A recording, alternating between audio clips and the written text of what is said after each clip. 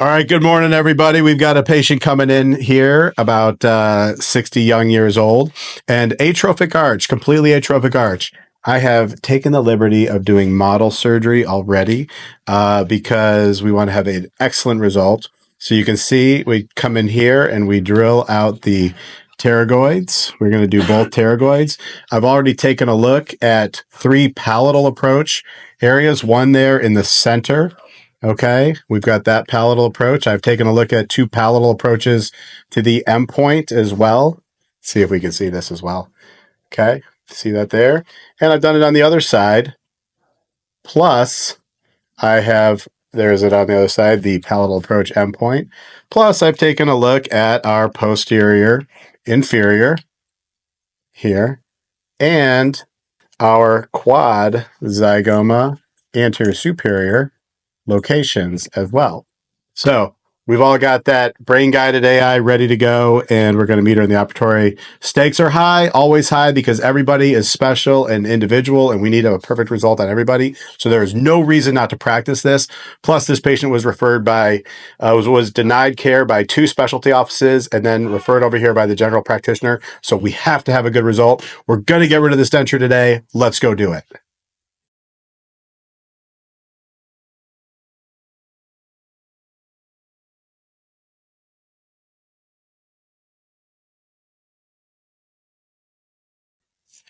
Okay, that case went very well, and it was tricky. We had one little curveball. First of all, the bottom, fine, all on 4. We had to engage the base of the mandible because the bone quality was very thin and weak up top, but no big deal, just great.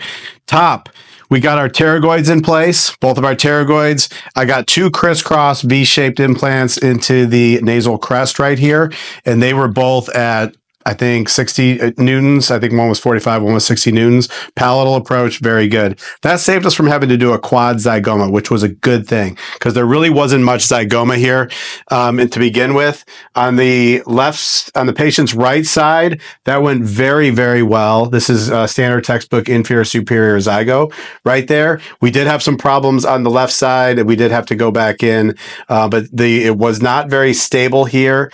It had good torque and then lost it. And we had to really come in at a severe angle and then go back and cut that off on the end of that zygo right there. But we got something in. It did have 60 torque at that point in time, but they're really not much real estate.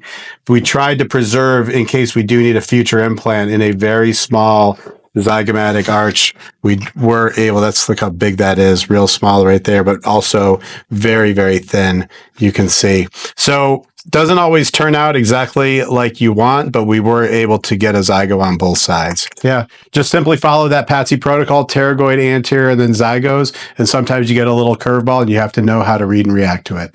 All right, we'll see you guys soon.